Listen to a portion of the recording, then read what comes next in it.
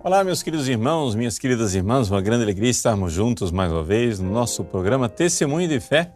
Aqui quem fala é o Padre Paulo Ricardo e quero acolher você para essa nossa meditação semanal a respeito do Evangelho que a Igreja medita a cada domingo. Vamos então ler o finalzinho do capítulo 9 e o início do capítulo 10. Trata-se de São Mateus, capítulo 9, versículo 36, até São Mateus, capítulo 10, versículo 8. Trata-se da escolha de Jesus dos 12 apóstolos.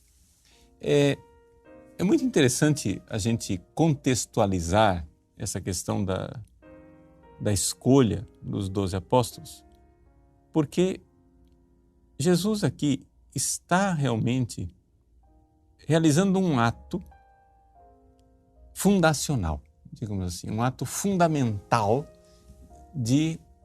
em que ele está constituindo o novo povo de Deus. Nós temos que lembrar que no Antigo Testamento, Deus havia preparado a vinda do seu Filho através dos 12 filhos de Jacó. Né? Toda a história da fé do povo de Deus começa com o chamado de Abraão. Abraão gerou Isaac, Isaac gerou Jacó, e Jacó teve 12 filhos. Esses 12 filhos estão na origem das 12 tribos de Israel. Pois bem, este é o povo de Deus, um povo congregado por Deus na fé. É este povo que foi para o Egito, né? Ali foram escravizados, e foram exatamente essas 12 tribos, ou seja, os 12 tribos descendentes dos 12 filhos de Jacó, que foram libertadas por Deus do Egito, da escravidão do faraó, passando pelo Mar Vermelho. Quando essas 12 tribos entraram finalmente na terra prometida para tomar posse dela, depois dos 40 anos vagando no deserto, ali se constituiu verdadeiramente a promessa realizada, feita por Deus a Abraão. A partir dessas 12 tribos é que nós iniciamos esta caminhada da fé para a preparação mais imediata da vinda do Filho de Deus a esse mundo. As pessoas não sabiam que quando o Messias viesse, ou seja, quando o Filho de Deus se fizesse homem, as pessoas não sabiam que haveria uma constituição de um novo povo de Deus na fé. Mas é isso exatamente o que Jesus está fazendo. Jesus escolheu os 12 e os constituiu para que, a partir destes 12, nós tivéssemos agora a igreja, não mais fundamentada na ascendência de sangue de Abraão. Não é mais necessário que nós sejamos filhos geneticamente de Abraão, mas agora sim, numa ascendência da fé de Abraão, fé que é a fé em Jesus Cristo. O próprio nosso Senhor Jesus Cristo diz lá no Evangelho de São João que Abraão viu o meu dia e exultou. Ou seja, Jesus está ali dizendo que os patriarcas antigos, quando fizeram o seu ato de fé, embora o povo em geral não soubesse, Deus revelou a Abraão e, portanto, àqueles grandes patriarcas da fé do Antigo Testamento, Deus revelou a vinda do seu filho Jesus. Abraão viu o meu dia e exultou. E, portanto, nós somos, sim, herdeiros da fé de Abraão, e herdeiros da fé de Abraão num sentido muito mais específico, não é? Do que a gente possa imaginar. A carta aos Hebreus, celebrando a fé do Antigo Testamento, A carta aos Hebreus diz com muita alegria de quem vê a profecia realizada que estes antigos patriarcas viram de longe, exultaram de longe com as coisas que nós hoje vemos com clareza. E, claro, enquanto a fé de Abraão no Antigo Testamento era de poucos, agora, com a vinda de Jesus a esse mundo, pode haver, de fato, há uma expansão muito grande, porque aqui se realiza a profecia, ou seja, os filhos de Abraão serão inumeráveis como as estrelas do céu. Então agora, Jesus constitui o fundamento do novo povo de Deus, não mais pela descendência biológica dos 12 apóstolos, mas através da fé.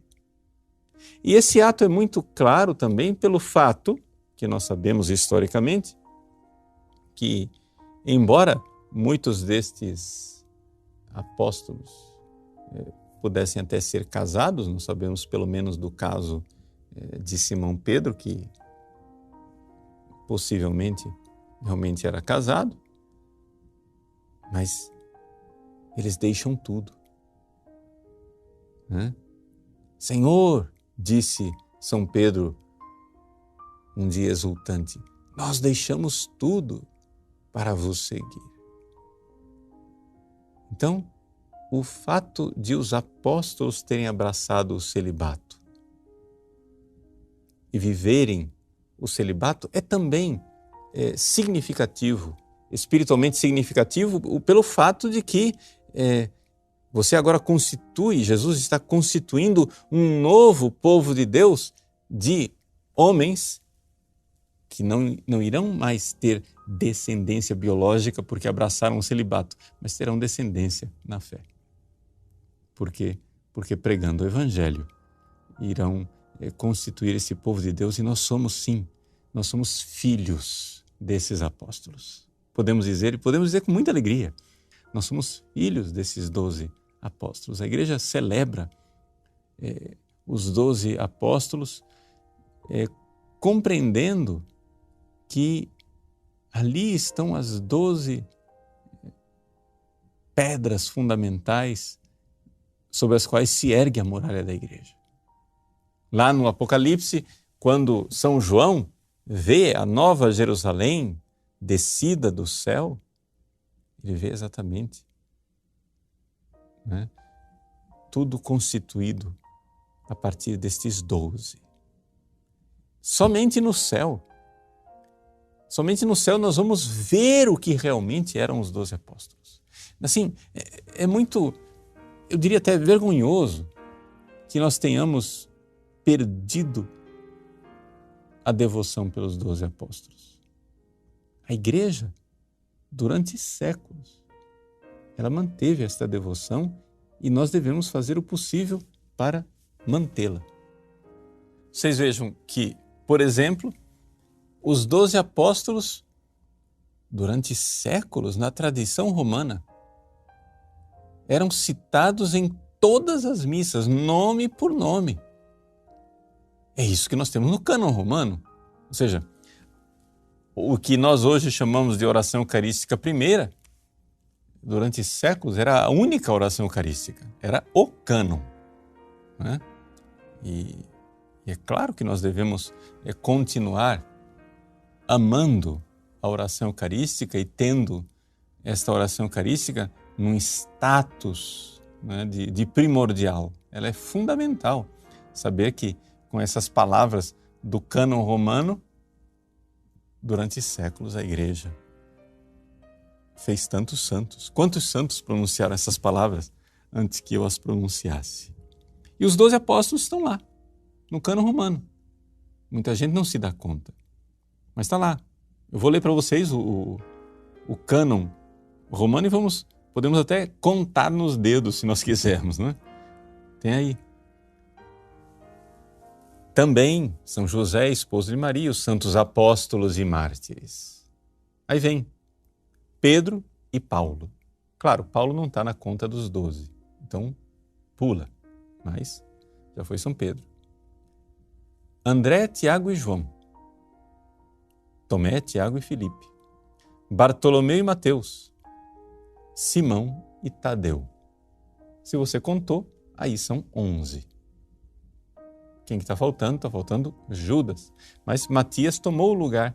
E depois da consagração, lá no final, né, quando a igreja, o padre bate no peito e diz nobis quoque peccatoribus, também nós pecadores, está ali incluído Matias e Barnabé, Inácio, Alessandro, etc. Então Matias está lá também.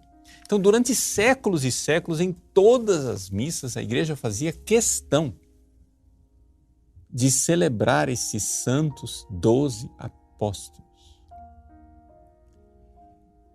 E é um pouco assim, uma perda de consciência, né, da identidade nossa, da Igreja de Cristo, nós não termos esta devoção, né, pelos apóstolos. A gente vê que muitos outros santos mais recentes foram se tornando queridos, foram se tornando nossos amigos próximos, né? Padre Pio, Santa Teresinha, Santo Antônio, né? E todos esses santos realmente estão muito próximos de nós e fazemos bem de ter essas amizades. Mas o que eu estou falando aqui não é para ir contra essas amizades tão sólidas que nós temos no nosso coração, mas é para nós realmente voltarmos o nosso olhar, o olhar da fé, para a grandeza dos apóstolos. Nós no céu, nós teremos esta visão que São João teve. Visão que é descrita no capítulo 21 do Apocalipse. Deixa eu ler para você, se você não está acostumado com o texto. Levou-me em espírito a uma montanha grande e alta e mostrou-me a cidade santa, Jerusalém, descendo do céu de junto de Deus. Gente, essa visão nós vamos tê-la. Você já parou para pensar nisso? Nós vamos ver isso. Nós vamos ver a Jerusalém celeste. Claro, vamos ver a Santíssima Trindade, mas, sobretudo, vamos ver a glória dos santos de Deus que são membros do mesmo corpo ao qual nós pertencemos. E nós vamos ver, então, essa Jerusalém celeste com a glória de Deus, diz São João. E o seu brilho era como de pedra preciosíssima, como de jaspe cristalino. Pode ser que você não entenda nada de Apocalipse, nada de exegese, meu irmão, mas você vai ver isso um dia. Nós vamos ver isso. Deus vai nos dar a graça de ver essa cidade santa. Essa cidade que estava cercada por uma muralha grande e alta, com 12 portas. E aí o número 12 começa a se repetir aqui. E sobre as portas havia 12 anjos. E nas portas estavam escritos os nomes das 12 tribos de Israel. Vou pular aqui um versículo só para não ficar tão longo. Ele diz, a muralha da cidade tinha 12 alicerces e sobre eles estavam escritos os nomes dos 12 apóstolos do Cordeiro. Gente, nós vamos ver isso. Nós vamos ver. Nós vamos ver esses nossos pais na fé, estes 12 apóstolos que nós hoje meditamos, a eleição deles, a escolha deles. É evidente, claro, que estamos aqui no capítulo 9 e 10 de São Mateus, é evidente que esses apóstolos ainda têm que fazer um grande caminho espiritual. Eles ainda vão fracassar, não é? Vai acontecer que depois desse capítulo 10 virá o capítulo 16, em que São Pedro professa a sua fé, mas também virá a paixão, em que São Pedro nega Jesus 3 vezes, em que Judas traiu Jesus, os outros 9 apóstolos saem correndo, São João permanece aos pés da cruz. Vejam, ainda tem muito caminho para fazer. Eles ainda irão se esconder com portas fechadas por medo dos judeus. Mas em Pentecostes tudo vai ser diferente. Em Pentecostes o processo, né, estará como que completo. Os apóstolos ainda vão continuar crescendo espiritualmente durante toda a sua vida, mas a união deles com Jesus será perfeitíssima. Estarão todos na 7ª morada e dali para frente são passos de gigantes, né? A igreja celebra a grandeza dos 12 apóstolos que saem pelo mundo inteiro para pregar o Evangelho, e nós podemos compreender. Saíram como verdadeiros santos, como gigantes espirituais, ad currendam viam, para correr a sua grande corrida, para a sua grande jornada de fé, de tal forma que desta grande corrida de gigante dos apóstolos nós hoje ainda colhemos os frutos espirituais.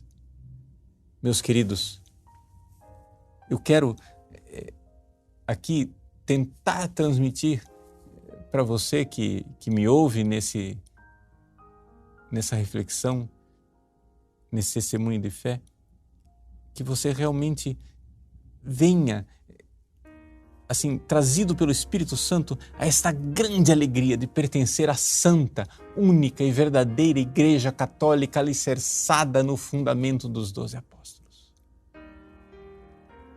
E de saber, nós somos filhos, nós somos descendentes desta fé.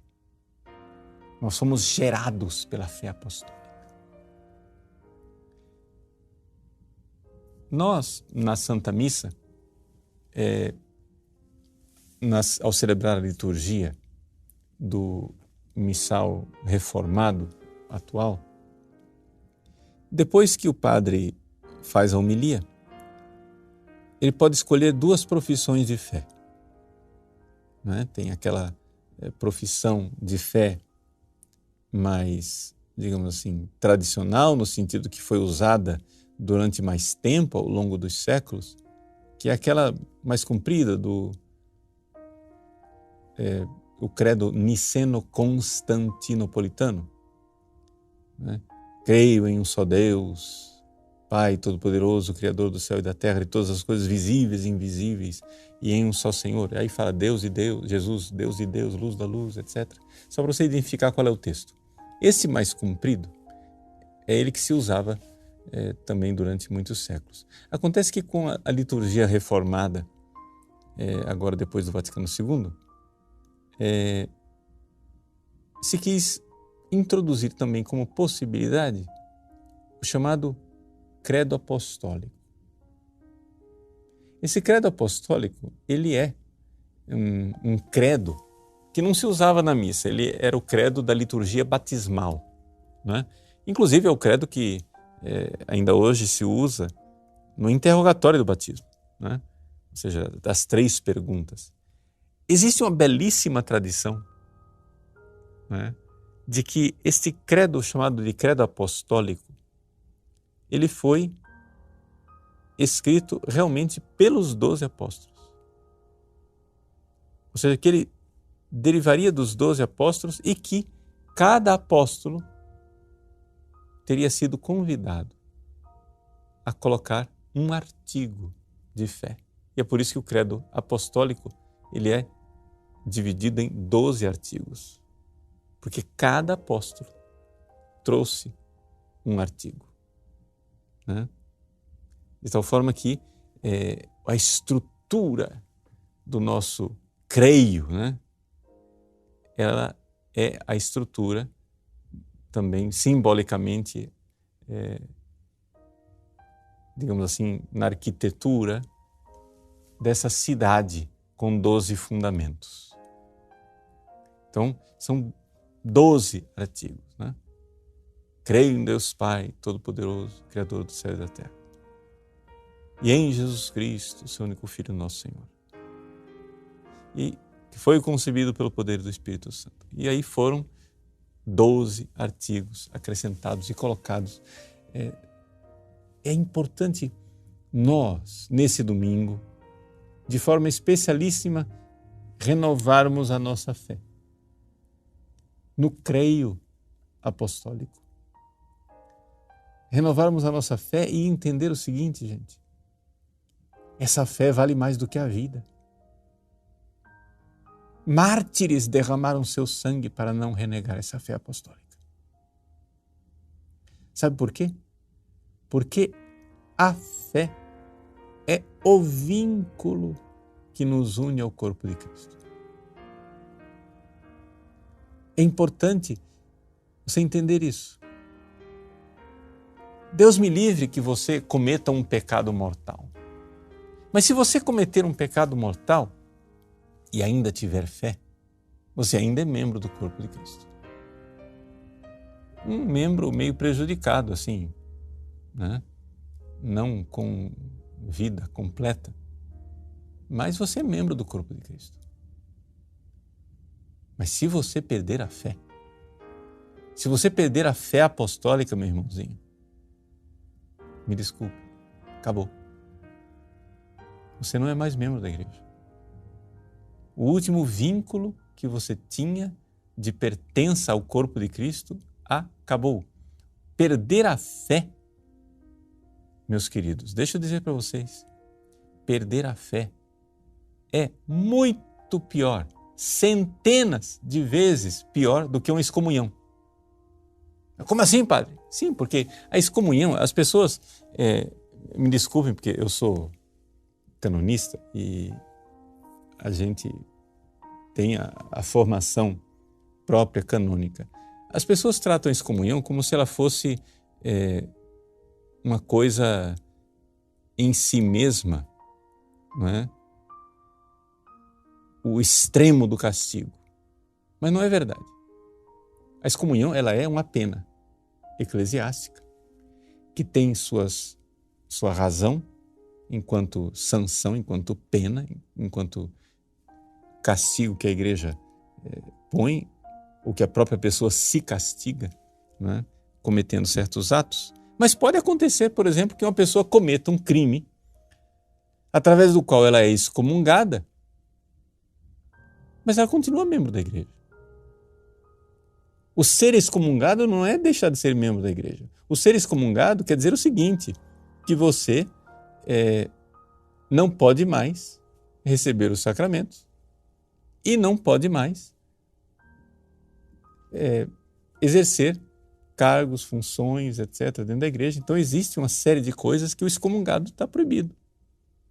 Proibido. O excomungado não pode comungar, não pode receber absolvição, a não ser que seja retirada a pena, etc., etc.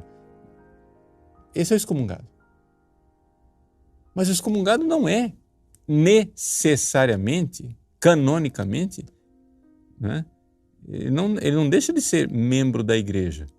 Mas se você perder a fé, se você apostatar, se você abandonar a fé dos apóstolos, meu irmão, primeiro, vem a excomunhão, lá tem sentença, que você já está excomungado automaticamente por ter perdido a fé. Mas pior do que a excomunhão, você realmente deixa de ser membro do corpo de Cristo.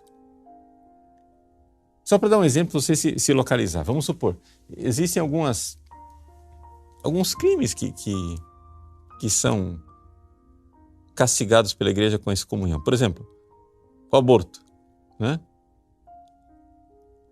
O crime do aborto, em que a pessoa participa e obtém o efeito da morte da criança conscientemente, é castigado com a excomunhão. Vejam só, o aborto não é somente um pecado mortal. É também, no direito canônico, um crime. Então a pessoa comete pecado mortal, portanto perde o estado de graça, é excomungada, portanto, recebe esse castigo da igreja, que depois precisa ser tirado, o sacerdote na própria confissão pode tirar o vínculo, a coisa da excomunhão. Mas, se essa pessoa continua tendo fé, ela ainda é membro da igreja, embora excomungada. Ela não deixa de ser membro da igreja. Mas se você perder a fé, meu irmão, é a tragédia das tragédias. Então, vamos renovar a nossa fé. Vamos renovar a nossa pertença a este corpo extraordinário. Se você está em pecado mortal, procure um sacerdote para confessar, né, e restabelecer de forma mais profunda o seu vínculo com o corpo de Cristo. Se você incorreu em algum pecado, em algum crime que foi excomungado, procure a reconciliação com a igreja. No caso, por exemplo, do aborto, né, o Papa Francisco concedeu que todos os sacerdotes podem agora liberar a pessoa do vínculo, da pena, da excomunhão do aborto. Então procure um sacerdote para se confessar. Mas, sobretudo, meu irmão, minha irmã, não perca a fé dos apóstolos. Porque este é o vínculo de salvação que faz você ainda ser membro do corpo de Cristo. E aí, com esta fé, você pode verdadeiramente receber a absolvição, ser perdoado dos seus pecados e então ser salvo. Claro que a gente precisa estar sem pecado mortal para ser salvo. Mas se você não tem fé, você não vai nem pedir perdão, né? Esse é o problema. Então esta é a graça de Deus que eu gostaria de refletir com vocês nesse testemunho de fé e gostaria que nós celebrássemos bem conscientemente nesse domingo.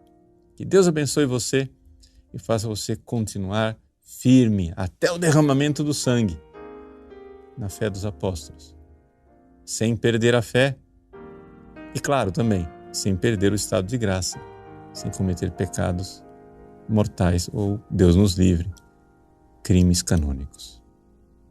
Deus abençoe. Em nome do Pai, e do Filho e do Espírito Santo. Amém.